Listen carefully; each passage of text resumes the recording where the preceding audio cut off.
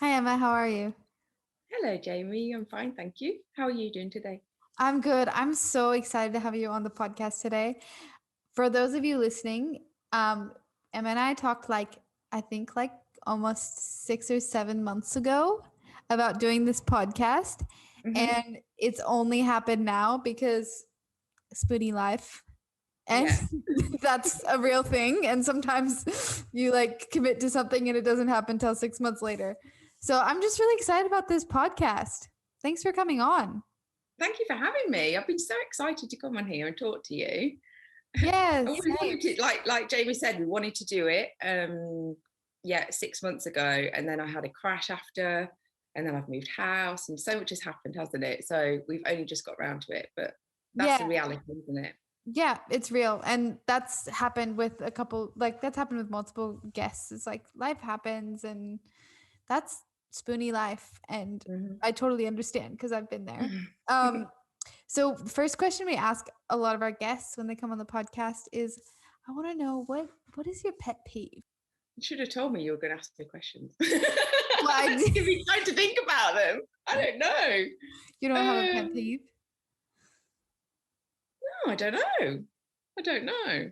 Well, that's good that there's nothing that comes immediately to your mind. Yeah. The thing So that immediately came to my mind is when people are, it's not like it's more like when people can't, when they feel like they're not being themselves, like they're putting on a mm, bit of a front.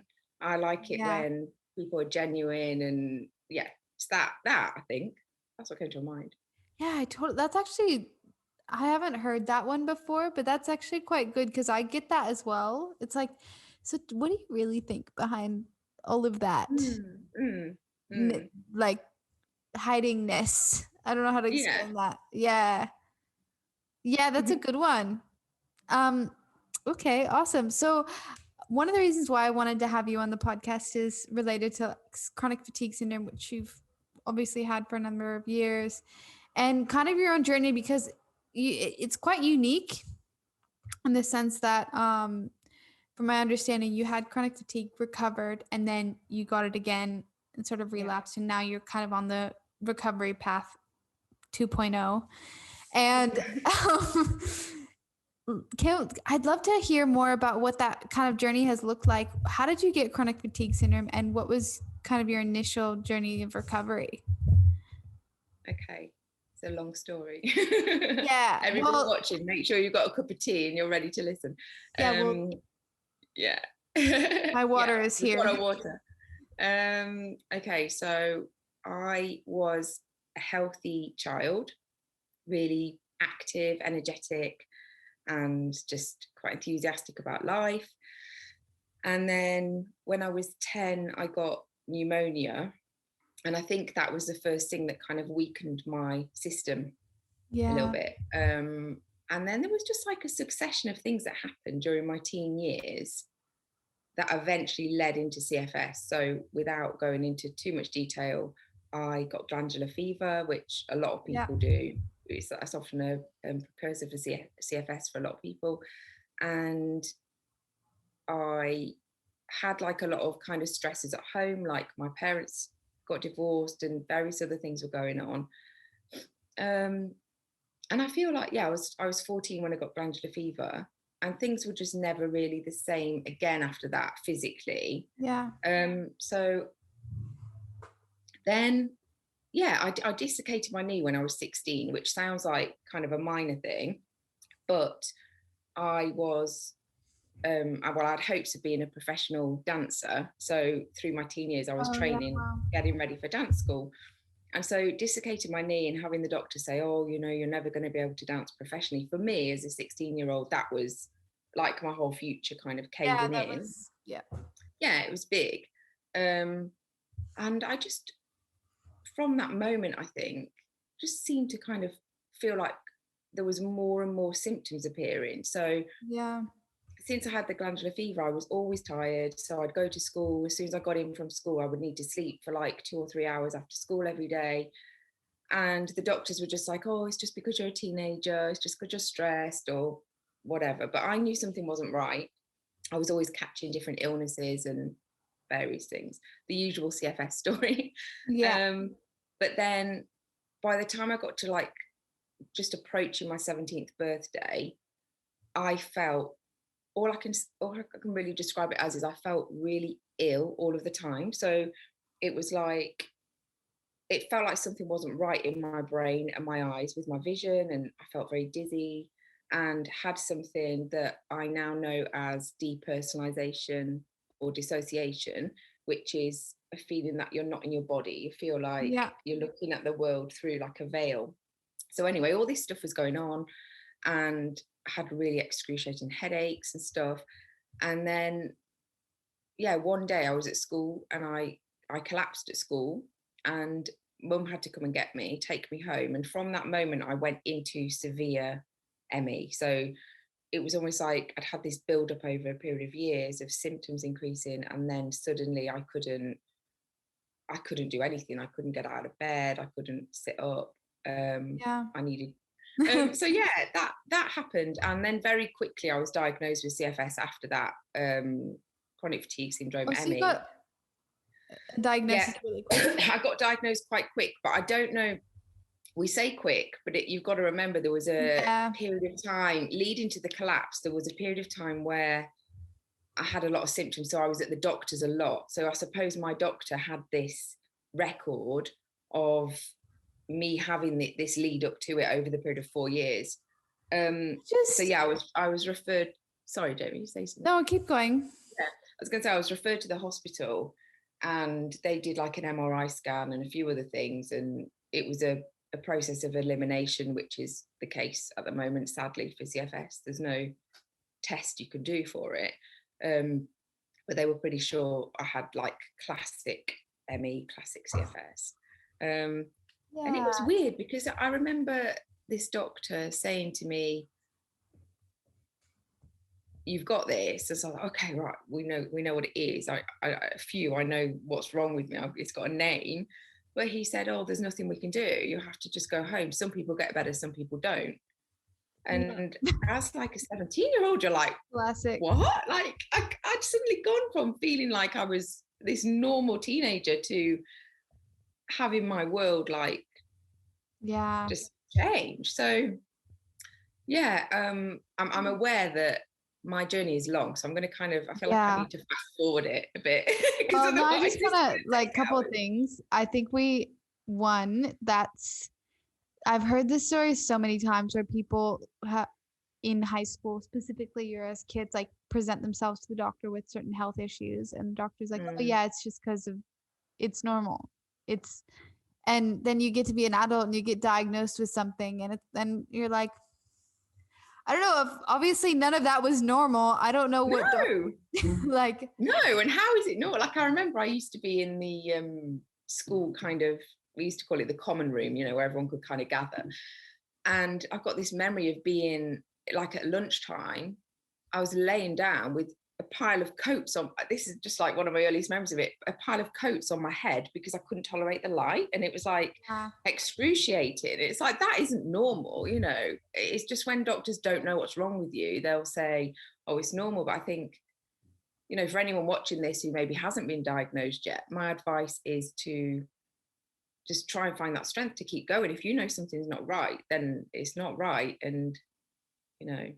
Yeah, totally. I have a friend that I was actually talking to recently, and we were talking about, she thinks she has an autoimmune condition or SIBO.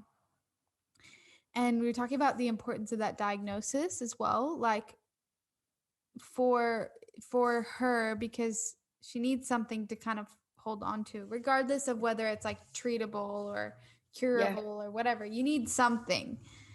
Yeah. Yeah, and I think it's like touching on what you're saying about being 17 and being presented with that, like one of the things I learned with my CFS journey is that there's a level of trauma that happens when you have that severe of health issues that I think is underestimated. Like I got diagnosed at 23, I think it was, but as a 17-year-old being told that and even having those types of symptoms, that's actually quite traumatic. And there's definitely it's only now, and for me it's a lot of years on, that I'm realizing the trauma attached to what I've been through, because I think it is traumatic. It's traumatic having suddenly your life change and living in a body that doesn't work as it should, and having symptoms like that to that level and to that degree is really traumatic. And I Yeah. think, we live inside our bodies, and being inside a body that you feel you can't trust is trauma in itself, isn't it? Well, and I think it's where like the whole disassociation thing, that doesn't surprise me, Yeah, because it's yeah, your body is trying, your brain is actually trying to protect you to some extent from what's happening in your body, yeah, what's yeah, happening outside of your body.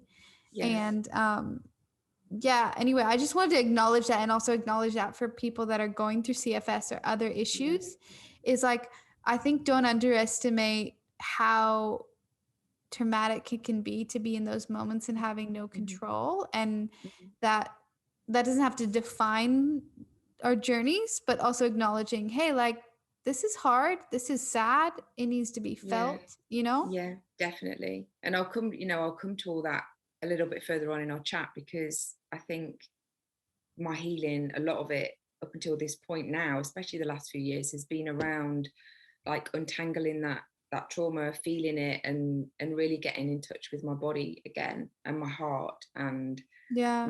not kind of go. I think maybe that's why, when you said about the pet peeve question, the first thing that came to my head was that thing about people not expressing what they truly want to express and not being genuine. And I think the reason maybe I said that is because for me that's been such a huge like thing in my life. I think a lot of what has kind of kept my illness going, and a lot of what has maybe even caused me to get sick in the first place, aside from the physical things like glandular fever, was being in a world that expects, I think, so much of us, society. And Yeah. you've got to be perfect, you've got to be when I say perfect, I mean you've got to be this happy smiley person all the time, or like at least that's what we think, many of us, especially when you're a teenager.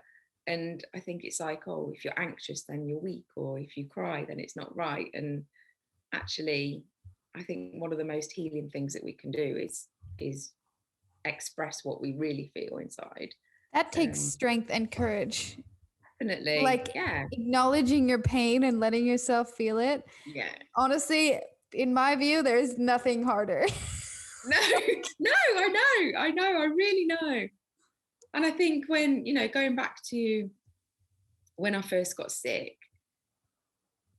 those, like, I didn't want to see any, I wasn't really well enough, but I didn't even want people to come and visit me, because there was this, I think, this shame around me not feeling like I was, good enough. And this is like going really deep quite quick into our chat, I but love it. I did feel that. And I felt like it's only in recent years that I will let people come and see me if I'm having a bad day, because Yeah. I've learned to accept myself more, whether I'm sick or not. But for a long time, I felt like I wasn't good enough unless I was, unless I was able to sit up, unless I looked okay. There was like this set of things that I think I lived by. And I think that happens to, that's a case, should I say, for so many of us. Um, yeah, Yeah. and there's a lot of Wow. pressure. There's a lot of pressure that we put on ourselves. Yeah, and I think thanks for sharing that, because it's something I've struggled with as well. I remember I was actually recently laying in bed feeling quite unwell and thinking to myself like, who would who would want to be friends with me in this moment, or Yeah, would I ever find a partner, or what if I never get to the point where I'll be, and I don't have chronic fatigue, but I have chronic pain, and I also have like mental health stuff. And I'm like, am I ever going to get to that point where I'll be healed enough to be good enough for yeah, whatever? yeah, And I am Christian, so I felt like I've heard the voice of God say, Jamie, you're enough. You're enough mhm, sick. You're enough not sick. You're enough sad. You're enough happy. You're enough. yeah, And yeah, that was actually a massive, and regardless of what faith or non-faith you come from, like, you are enough. mhm, I'm here to tell you you're enough. That is, you know? yeah. And this is what we're telling everybody who's watching this, listening to this. You are enough, exactly as you are. And it's like you said, you know, if the voice of God came to you because he, you know, this applies to people who aren't Christian as well, Yeah. because it can, you know, you can interpret it however you want. Yeah. But we're enough as we are, just as we are, for who we are in our souls and in our hearts. Not, you know, it's not defined by how we look or how much we can do. Because I think living with, it's coming at, well, it's just been my 20-year anniversary of having CFS. So Wow. 20 years is a long time. And I think, yeah, it's only recently that I've realized, as you just said, that I am enough as I am, whether I'm ill or not. And, you know, of course I want to live like a full life and I want to feel fully well and fully healthy. But if I'm having a day where I'm really unwell, same as with you, Jamie, it doesn't mean we're not good enough. You know. Yeah. Yeah. Thanks for sharing that. I love how deep we're getting. Like, I know. Straight away. I've only got to the beginning of my journey. I need to come right in. No, and it's true. And I think it's something that I'm realizing more, even just with like, getting mobility aids, getting disability support at my university. It doesn't mean that I'm not still fighting for my healing. It doesn't mean that I've given up. Yeah. It means that I'm choosing to acknowledge where I'm at and living in the now and not yet, which is this is now. But I'm also believing and hoping that this is going to be different in the future. Yeah. But making peace with where you are right now, I think, is one of the biggest healing tools. Like, if not the biggest, because like, yes, still do things that are going to help you feel better. Yes, still hope for recovery or being as well as you possibly can be. But if you're in resistance to the present moment, so you're pushing it away and you're feeling angry, and not that you're not allowed to feel angry, but you're maybe let's say you with mobility aids, you're saying, no, I'm not going to have them because I don't want them, and that's just restricting you. You know, acknowledging that you need help right now, acknowledging that this is going to make your life a bit easier, that then leads to more freedom ultimately, doesn't it? Let's get back to you in a sec, but I just want to share this one thing. Okay. I was actually a couple weeks ago, I was in the grocery store and I had done a pretty full day of shopping and I was in probably like 7 out of 10 pain in my back. And rather than be angry about it, I just put my hand on my back and I said, that's okay. You can be in pain. And that's okay. And you can just be there if you need to be there. And I'm not mad about it. Just feel, and I just was like talking to my body and I was like, it's okay. And literally my pain went from an 8 to a 3 within 10 minutes. Really? Yeah. Wow. Because I acknowledge it and I said, it's okay. Yeah. You listened to your body's message. Yeah. And I think so often symptoms are messages from our body. And I think often we're trying to push them away, aren't we? Like, oh, we don't want you to be there, go away, or try and take a tablet to get rid of the pain. But by you doing that, you tuned into what your body was trying to tell you. And then I think that opens up, I don't know, just opens up some sort of healing pathway, I think. Yeah, totally. Yeah, so back to the story. Yeah. Well, I think honestly, these types of chats in the middle of the story are actually so good. Yeah, of course. 17 years old. Yeah. Told you have chronic fatigue and that there's no options. Yeah. Basically. So, and obviously at that point I knew, well, first of all, what I'll say is at that point, the internet had only just, so we're going back to like the year 2000 here. This is when it was 20 years ago. Wow. That's just I know. So yeah, there was, mobile phones had only just come out. There was no Instagram, Facebook, Twitter. You know, there was hardly anything online, really. The reason I'm saying this is because if you get diagnosed now, yes, it is still awful, of course, like traumatic, all those things, but you've got access to things like this podcast. Podcast didn't even exist then. Yeah. So I was sent home from the hospital with nothing. There was just this, one of my mum's friends had ME, and she'd got ME, by the way, ME, also CFS, but I call it Yeah. ME, but it's CFS. Yeah. Yeah, she'd kind of got so she could work part-time. And so she was my only little kind of, what's the word, like connection with the ME world. I just was left at home, unable to do anything, needing 24-hour care. And yeah, there was no resources. So it was frightening. I hung on to the hope that I could get a bit better just because I knew of my mum's friend. She was like, yeah, just my little beacon of light at that time. So a year went past, my 18th birthday came and went. And at that point, what started to happen then was I started to get really anxious. I'm not saying I didn't feel any anxiety before, because I did, but I had what I would, I suppose, label as my first nervous breakdown when I was 18. So this is just kind of going on a little bit of a tangent about mental health stuff. I have experienced anxiety to a degree since I was, my earliest memory of having a panic attack was when I was about 3 years old. So it's something I've really struggled with through my life. I'm a lot better now with it, which I'll come to in a bit. But yeah, it really, that really took hold of me, because I think a year in, I was like, oh my goodness, I'm never going to get better. What on earth am I going to do? And I just felt full of like, it was like full of terror, like the fear response really, really exaggerated. And that was a really difficult, really, really difficult time. So that happened. And coffee, see, this is the whole body's messages. You know, when you start talking about something difficult, your body's like, I can't speak. It's okay. It's okay. Yeah. Yeah. I love you, throat. Great. Yeah, no, it's just weird talking about it because it's such a long time ago. But I think looking back, to think of like an 18-year-old going through that, it's sad, isn't it? And it's, you feel, I suppose now I've done a lot of work on self-love and the stuff you were talking about. And so it's almost like when I think about me at that age, I just feel love for my younger self, you know. Do you ever go back and talk to your younger self?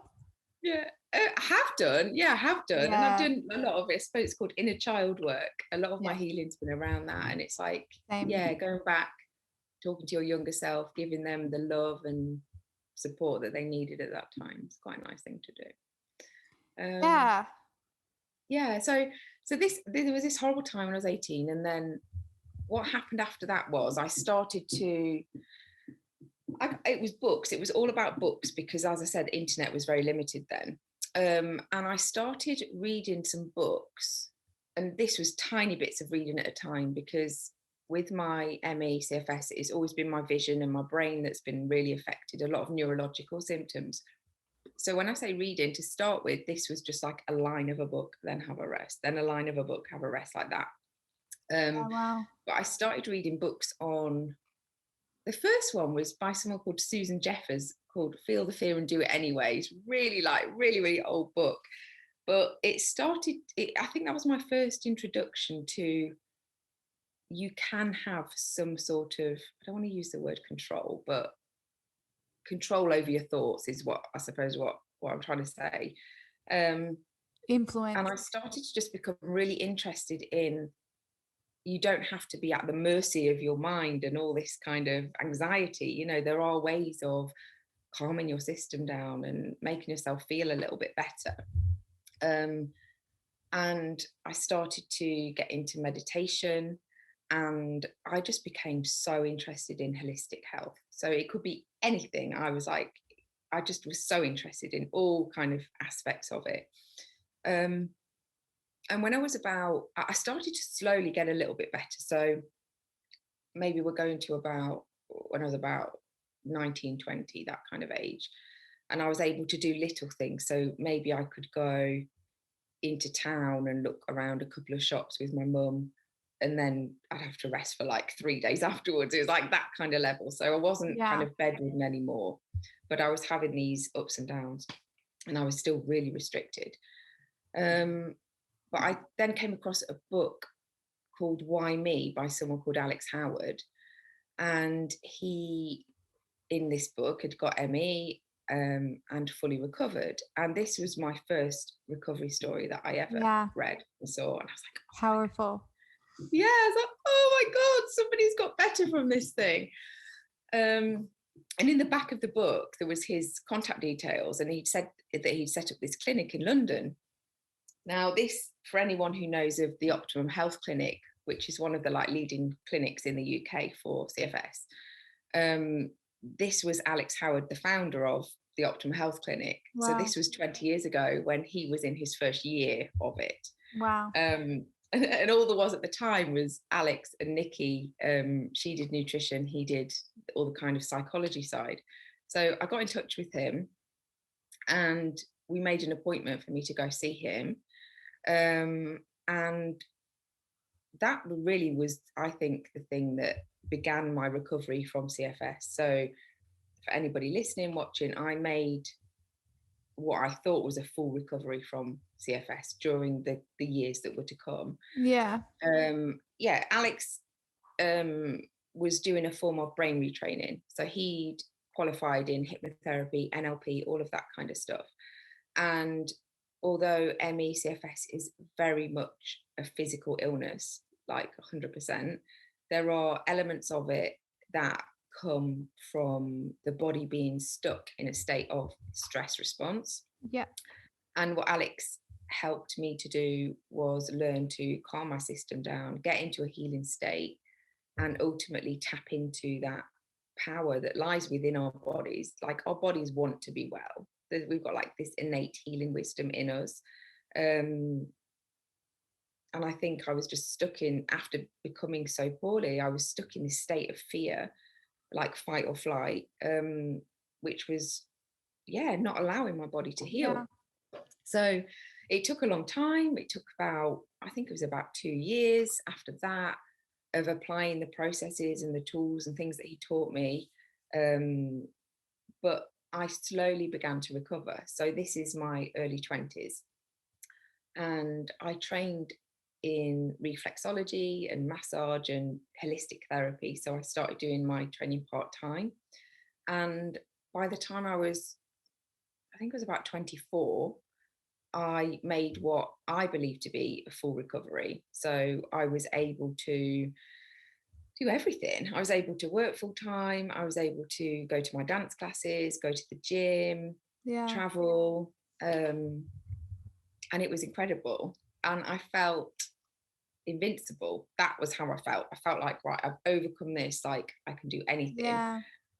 And in some ways, it was an amazing time of my life. Like, I had, I think, about 3 years where I was recovered. But what happened was,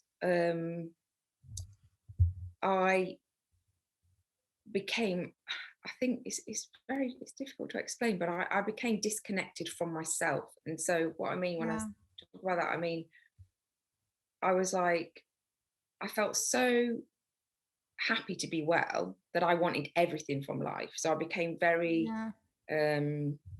all about achievements, and like I wanted the next thing, and I wanted, like, it all became about what I could do and how much I could do and how much I could cram in. And I ended up just burning the candle at both ends, like totally neglecting my body. And that's, it was a real crazy time. But what happened was my symptoms started to slowly come back. And looking back now, I know that was just my body saying, not, oh, go and rest in bed for days on end, but just listen to me, slow down, take care of me.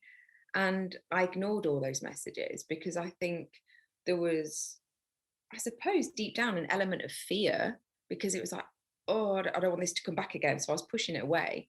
And just trying to keep on going. My days were just crammed full of stuff, Jami, like just ridiculous amount of stuff I was doing. So the symptoms slowly came back over about a year. I felt really, really tired all the time. But when it's just fatigue, as in just kind of normal fatigue, you can push through it. So I was just pushing through it. But then more and more symptoms started to come back. And 10 years ago, so 10 years ago from now, I went on a long haul flight that was delayed. So it was delayed 24 hours. And I ended up not sleeping for 2 days. And that was the catalyst then for me to go back into full blown ME. Wow. I came back from that holiday in a wheelchair, and I can't even put into words how unwell I was at that point. It was like my body was totally shutting down. So Yeah. I remember, it sounds extreme, but I remember thinking I felt so close to death, like so close to death. And I was bedridden again, and I had to move back with my mum. My relationship broke down. I'd been with my partner since I was 15. So we'd been together like about 13 years at this point, but he couldn't cope with what had happened to me, like that I'd got sick again, because he'd been through it with me the first time. Yeah. So yeah, I was back living with my mum. Obviously, I lost my business and everything, and I needed 24-hour care again. So I couldn't, at this point, I couldn't sit up. I couldn't tolerate light. I couldn't hold a conversation. I couldn't brush my own hair. I couldn't do anything. Wow. And to get to the bathroom, I either needed to be kind of carried by two people, or I'd crawl along the floor. The dizziness, like the room was spinning constantly. It was just horrific, Joe. It was horrific.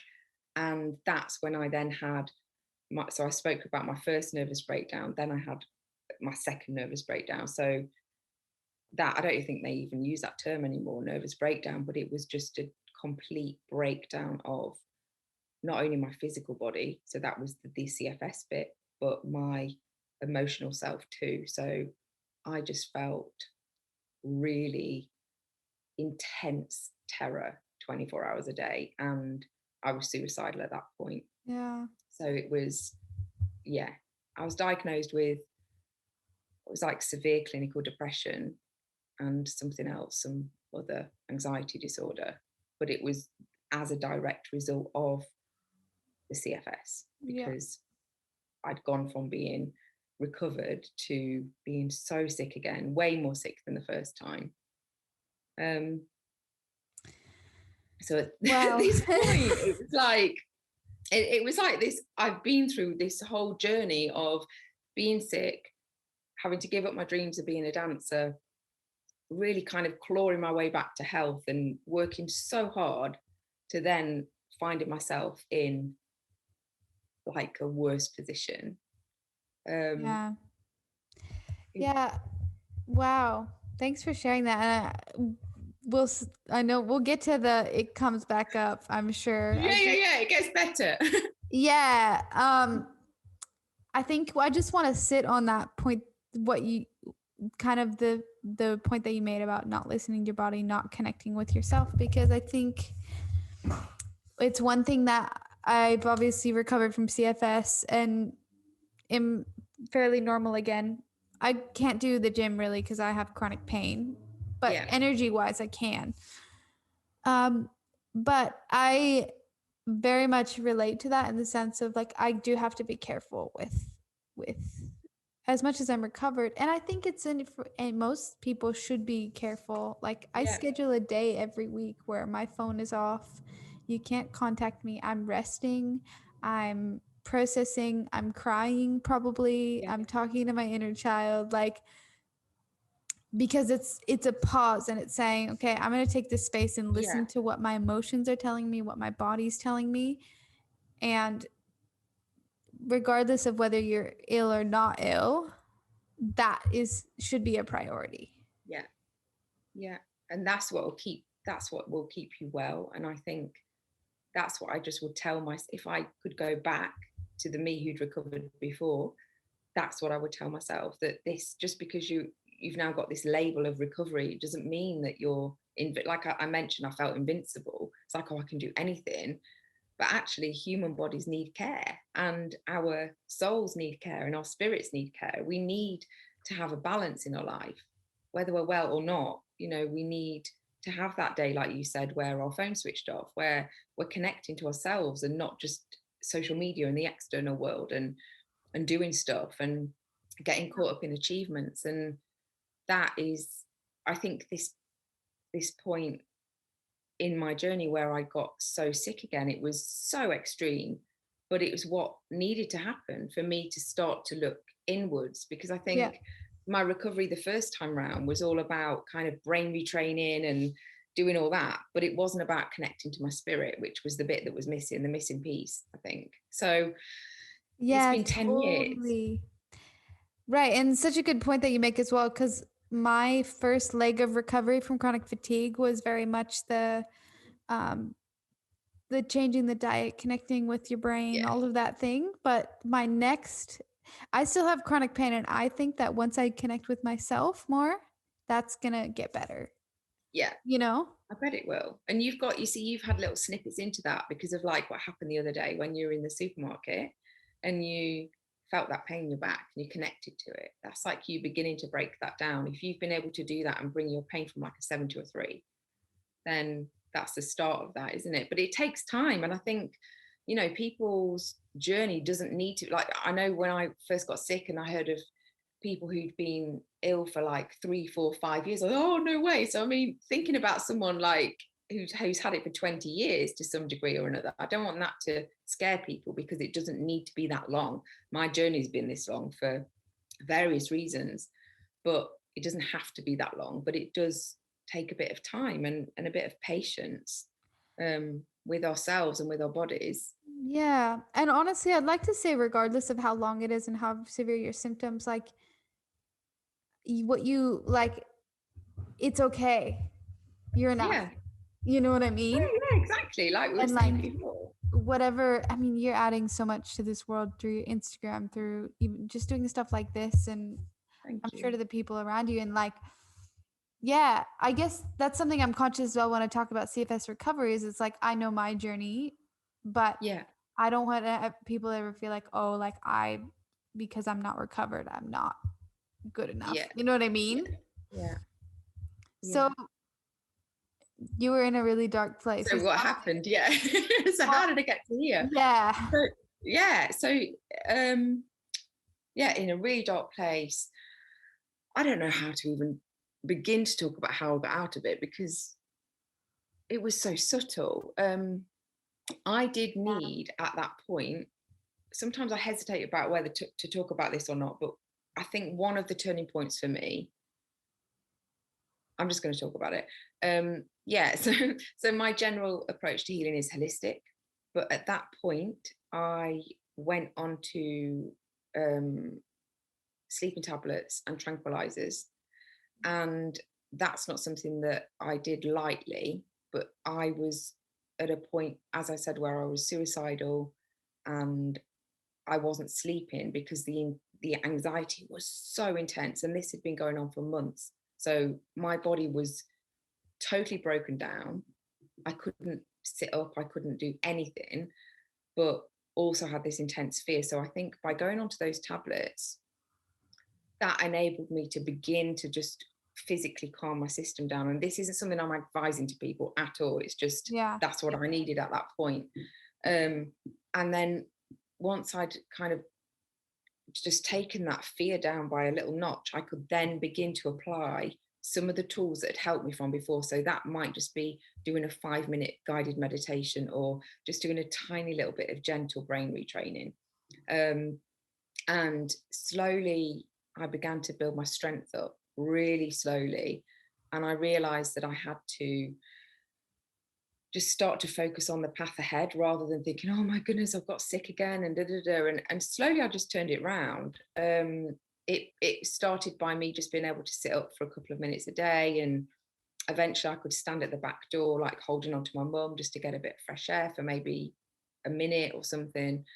And very, very, very, very slowly I began to rebuild my strength.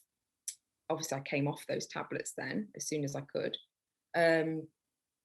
But the journey then, I think, began into really connecting with myself. And I think I was forced to go inwards, because obviously for that period of time, I couldn't have any external distraction. I couldn't have the TV on. I couldn't have any music on. I couldn't have anything. So all day, every day, I was in darkness. So I had to go within. And I think that's why it happened to me, because God, the universe, however you want to kind of refer to it, wanted me to connect back to my soul.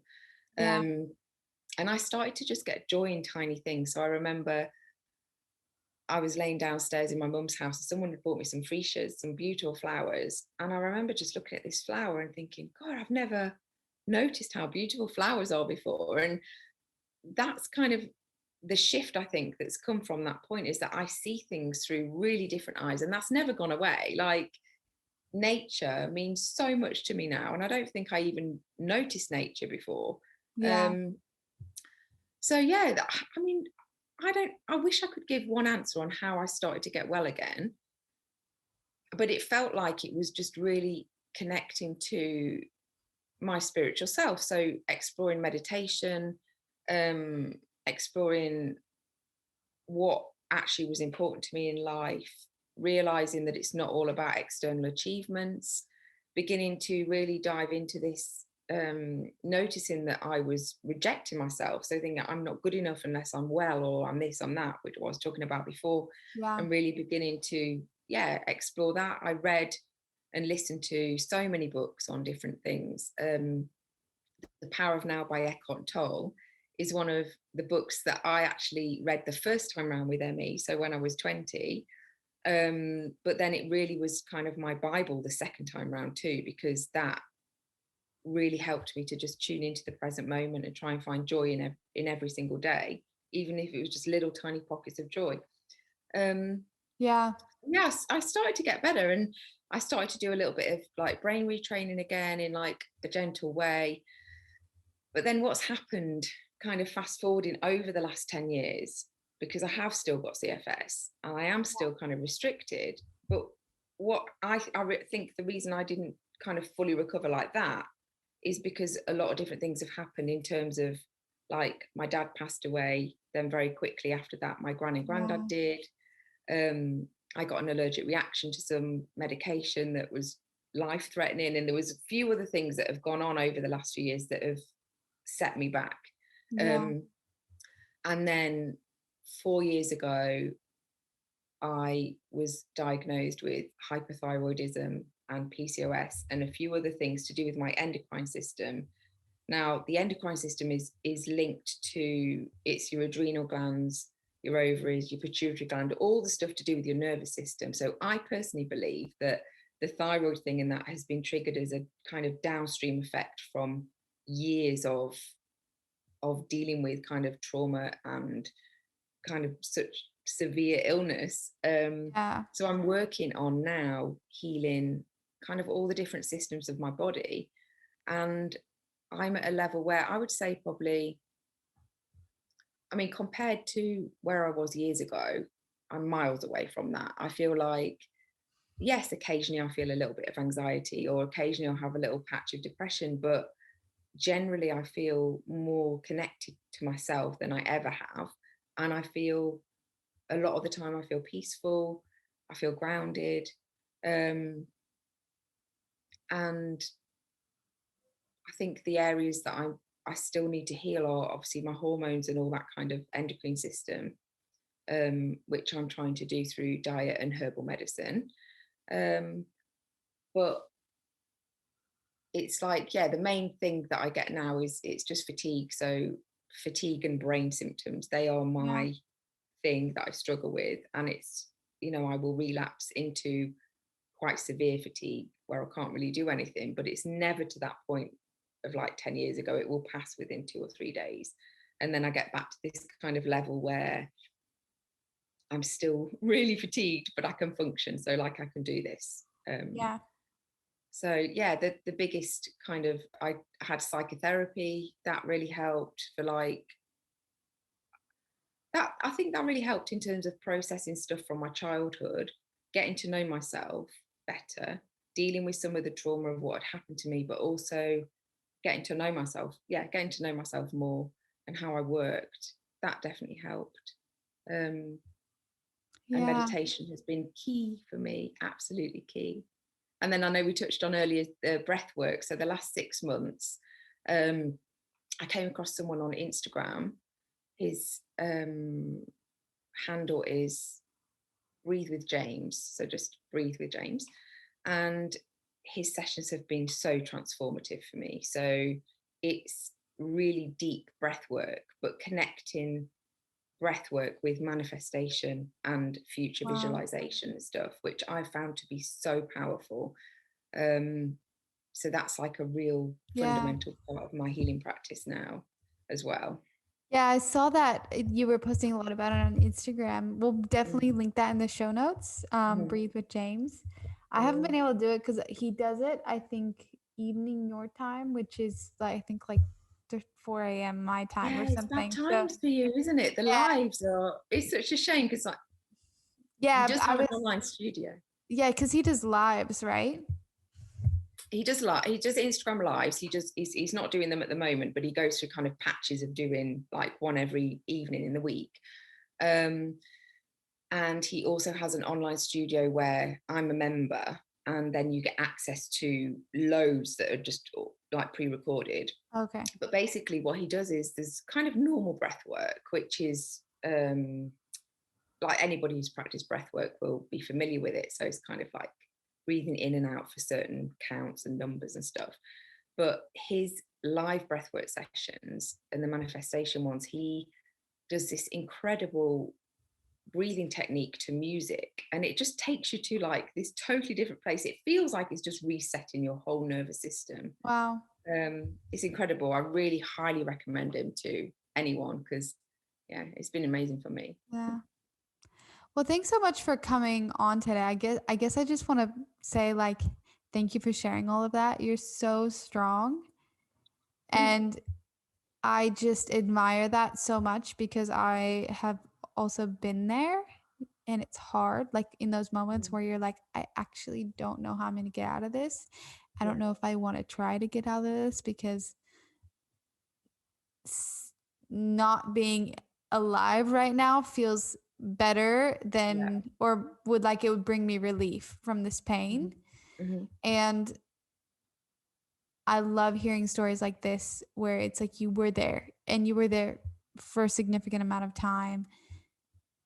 But look at you now and look at what you're Mm. doing and how you're helping other people with your Instagram and how you're like connecting with yourself. And I just admire that so much. It's just like you're just so strong. And thank you for Thank you. sharing all of that. Thanks for coming on the You're podcast. welcome. Thank you for having me, Jamie.